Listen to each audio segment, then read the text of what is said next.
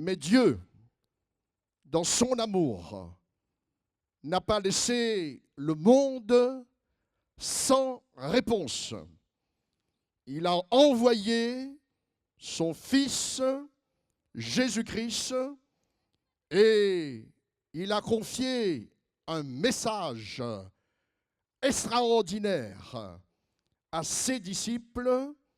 Ce message n'est pas destiné à rester enfermé dans les murs d'une église ou dans les livres, mais à être annoncé partout et à tous.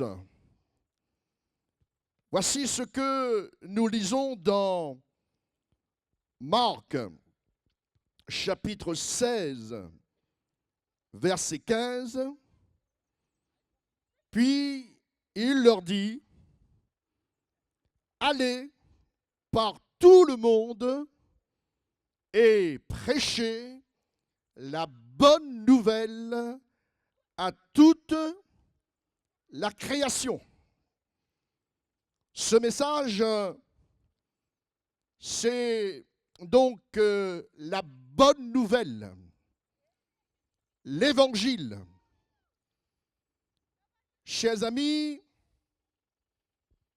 habitants de ce quartier de l'étang du Gol, Bel Air, savez-vous ce qu'est la bonne nouvelle de Jésus-Christ?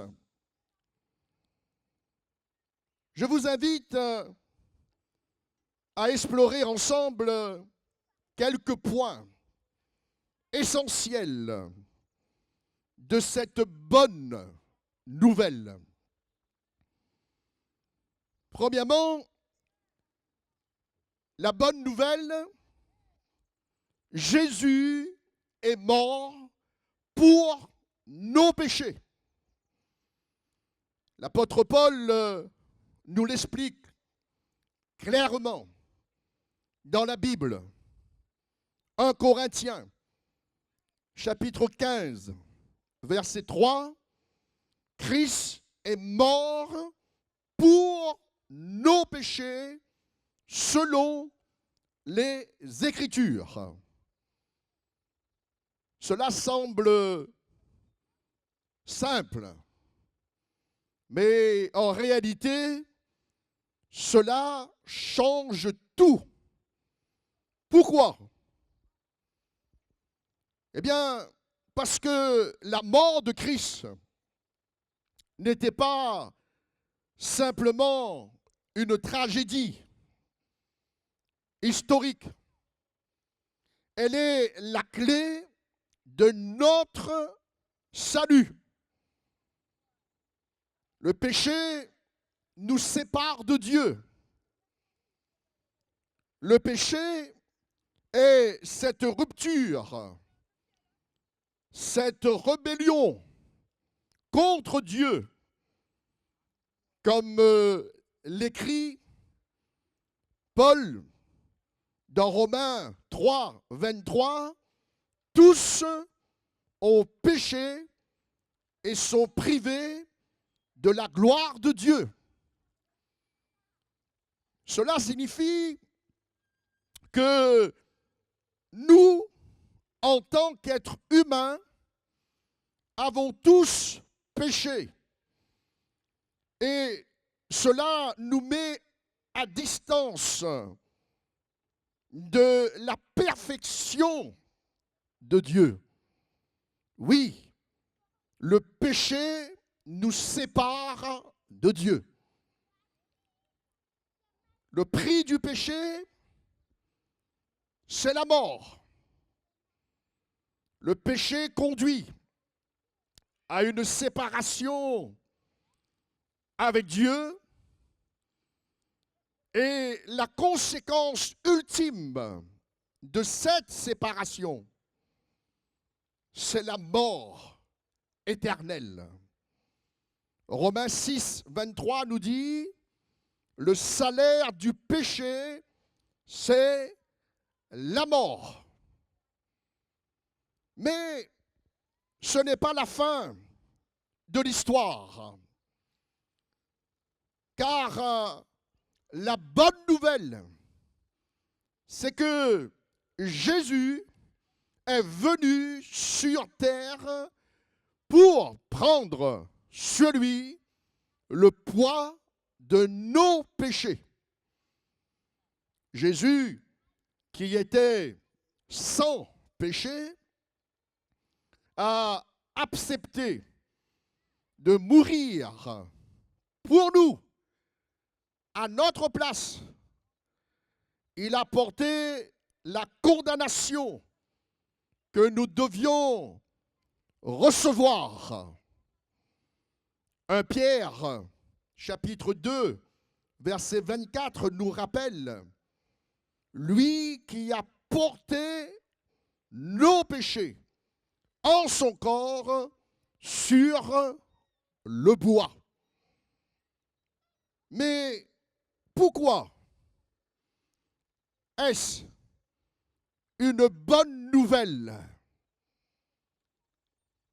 Christ est mort pour nos péchés.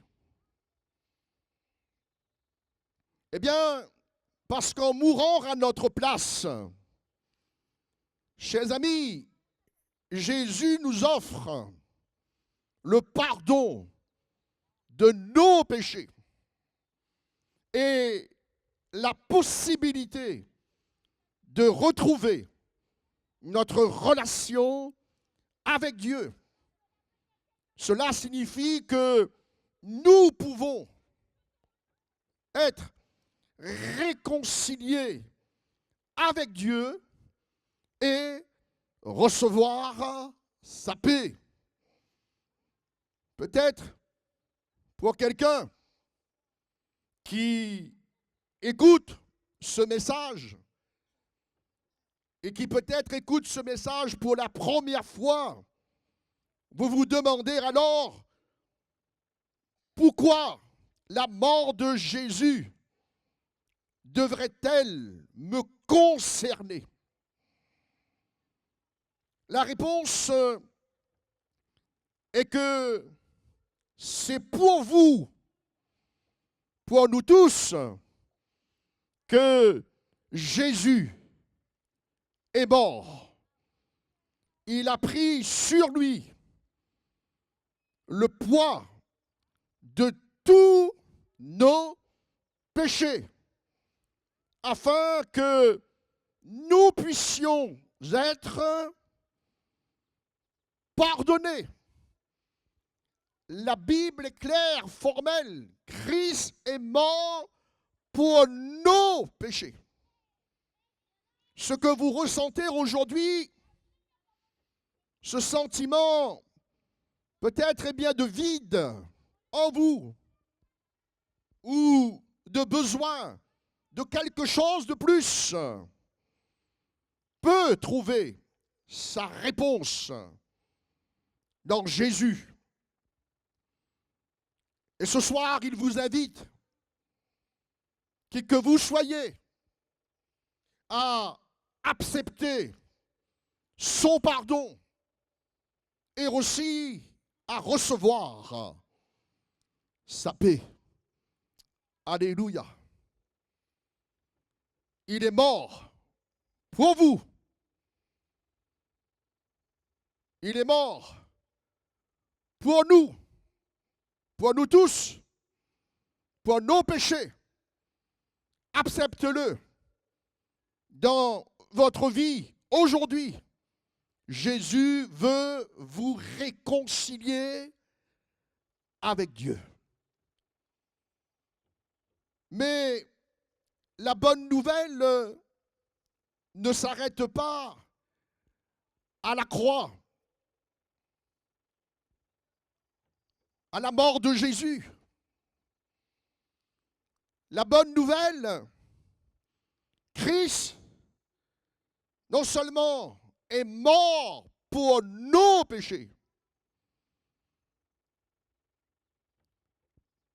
Christ est aussi ressuscité pour nous donner la vie. Amen. La résurrection, une victoire sur la mort et l'espoir d'une vie nouvelle. La résurrection de Jésus n'est pas seulement un événement historique, mais un message d'espoir. Oui,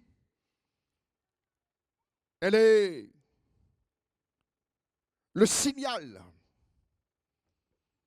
d'une victoire définitive sur la mort et une promesse de vie nouvelle pour vous et pour moi. Jésus a pris sur lui tous nos péchés et a triomphé de la mort. Il a montré que la mort n'a pas le dernier mot et qu'en lui, il y a une vie nouvelle, pleine de lumière et de l'espoir. Dans Romains, chapitre 6, verset 9, l'apôtre Paul dit « Christ, ressuscité des morts, ne meurt plus. La mort n'a plus de pouvoir sur lui, car il est mort et c'est pour le péché qu'il est mort une fois pour toutes. Il est revenu à la vie et c'est pour Dieu qu'il vit. » Amen. Voici aussi les paroles que l'apôtre Jean a entendues de Jésus dans Apocalypse, chapitre 1er, verset 18. J'étais mort, et voici, je suis vivant au siècle des siècles. Je tiens les clés de la mort et du séjour des morts. Amen. La résurrection de Jésus est la preuve, chers amis, qu'il est vivant. La preuve qu'il a vaincu la mort. Mais cette victoire n'est pas seulement la sienne, elle est aussi pour nous, pour vous, pour moi. Jésus est ressuscité afin que nous puissions, nous aussi, ressusciter avec lui et vivre une vie nouvelle. Amen. Mais une question se pose. Comment pouvons-nous bénéficier cette victoire?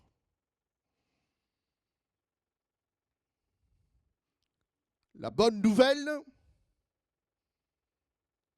et c'est mon troisième point, le salut est par la foi en Jésus. Voici ce que dit l'Évangile dans Jean, chapitre 3, verset 16. Un passage que nous, chrétiens, connaissons bien et voient même par cœur. Car Dieu a tant aimé le monde qu'il a donné son Fils unique, afin que quiconque, autrement dit n'importe qui, croit en lui, ne périsse point, mais qu'il ait la vie éternelle. Oui, le salut est par la foi en Jésus. Par la foi en Jésus et non pas, eh bien, une récompense pour nos œuvres. Dans Éphésiens chapitre 2, les versets 8 et 9, l'apôtre Paul dit « Car c'est par la grâce que nous sommes sauvés, par le moyen de la foi. Et cela ne vient pas de vous. Cela ne vient pas de nous, chers amis. C'est le don de Dieu. Ce n'est point par les œuvres, afin que personne ne se glorifie. » Le salut est un don de Dieu, accessible à ceux qui croient en Jésus et se repentent. Crois au Seigneur Jésus et tu seras sauvé. Acte 16, 31. Aujourd'hui, peut-être aussi le jour de votre salut. Ne repoussez pas cette grâce. N'attendez pas demain. Ouvrez votre cœur et répondez à l'amour de Dieu. Vous qui écoutez ce message, que vous soyez de près comme de loin, vous qui ne connaissez pas encore Jésus, oui, ouvrez votre cœur et répondez à l'amour de Dieu. Jésus est vivant. Il sauve. Et il veut vous faire entrer dans une vie nouvelle avec lui. Ce salut est aussi une invitation pour tous. La bonne nouvelle, c'est que le royaume de Dieu est ouvert à tous. Dans Matthieu chapitre 28, versets 19 et 20, Jésus dit, « Allez, faites de toutes les nations des disciples. » Le royaume de Dieu est donc pour tous, sans distinction de race, de culture, de rang social ou de passé. Jésus appelle chacun à le suivre, à une relation avec lui et à une vie nouvelle. Qui que vous soyez, quel que soit votre passé, quelles que soient vos erreurs, vos blessures, vos doutes, Dieu vous appelle aujourd'hui. Il ne regarde ni votre origine, ni vos échecs, ni vos faiblesses. Son amour et sa grâce sont offerts à tous sans exception. Venez à lui. tel que vous êtes. Il vous tend la main. Il vous invite à une vie nouvelle en Jésus-Christ. La bonne nouvelle, c'est que le royaume de Dieu est ouvert à tous,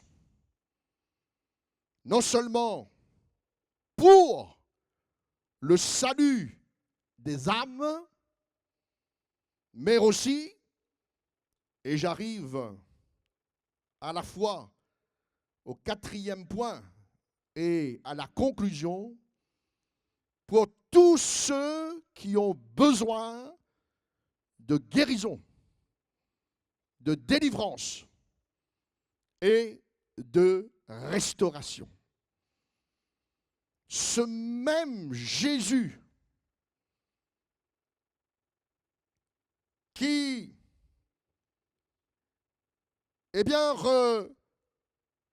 nous dit l'apôtre Pierre, allez de lieu en lieu, faisant du bien et guérissant tous ceux qui étaient sous l'empire du diable, car Dieu était avec lui.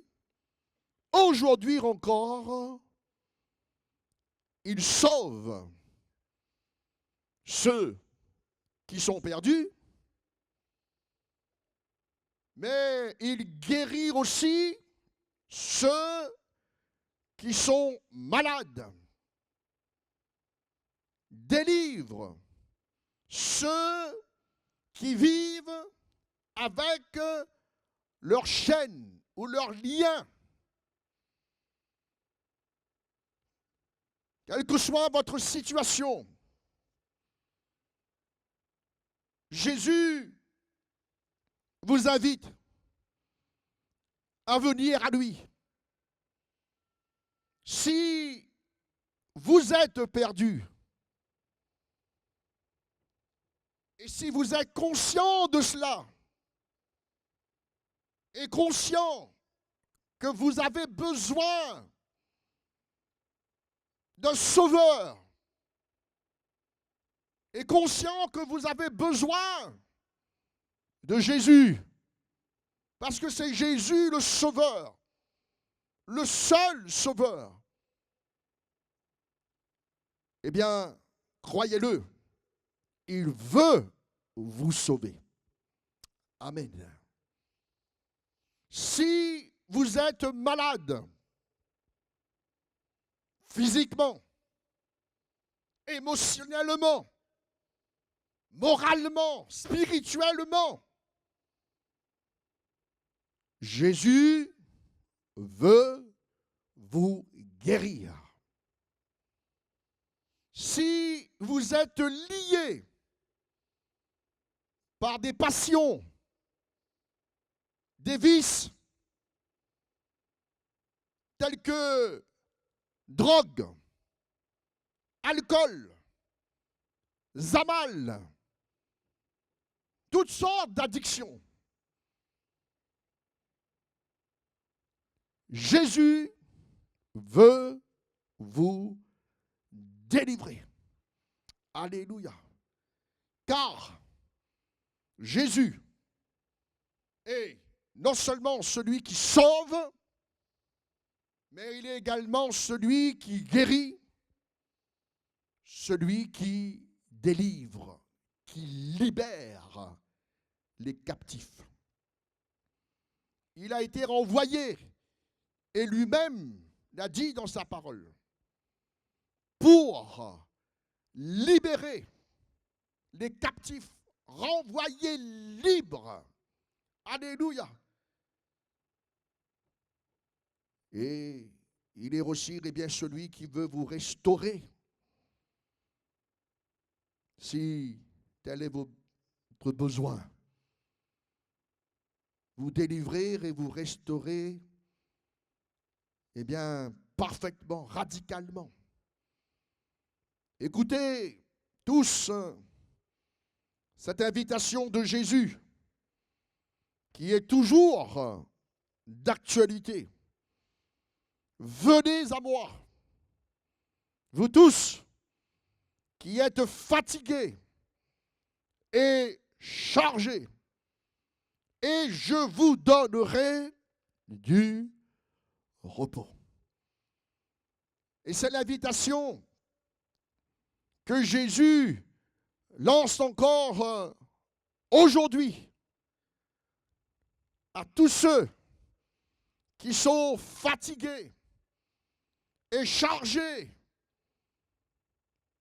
par la maladie, par toutes sortes de fardeaux, de pressions, fatigués et chargés par toutes sortes de liens. Oui, lui-même, Jésus, nous invite et vous invite tous à venir à lui. Venez à moi. Parce que c'est lui la solution, chers amis. C'est Jésus. C'est lui la solution de notre vie, de nos problèmes, de nos difficultés. C'est lui la solution de nos besoins. C'est Jésus. C'est pourquoi il dit dans sa parole, venez à moi. Venez à moi. Il y a peut-être parmi nous ce soir, que ce soir, quelqu'un sur cette place, ou qui se trouve un peu plus loin, quelqu'un qui est peut-être déçu, parce que, tout simplement, vous avez cru bon, peut-être d'aller vers quelqu'un pour apporter la solution, pour vous guérir, pour vous délivrer, pour vous sauver de votre problème. Mais vous êtes déçus parce que vous êtes toujours dans la même situation.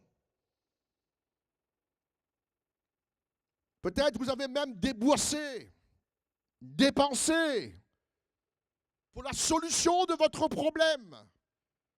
Du coup, vous êtes dans une grande déception. Mais ce soir, Jésus vous appelle à venir à lui. Venez à moi. Vous tous, dit Jésus, vous tous,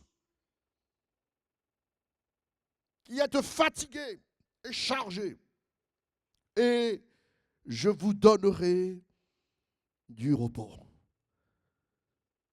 Après avoir écouté ce message sur la bonne nouvelle, après avoir vu ensemble que la bonne nouvelle, c'est que Jésus est mort pour nos péchés. Il est ressuscité pour nous donner la vie. La bonne nouvelle, le salut, est par la foi en Jésus. La bonne nouvelle, c'est que le royaume de Dieu est ouvert à tous. Et enfin, la bonne nouvelle, ce n'est pas seulement Jésus qui sauve des âmes, mais aussi Jésus qui guérit les corps, qui délivre et restaure. Nous allons donc ensemble nous approcher de lui.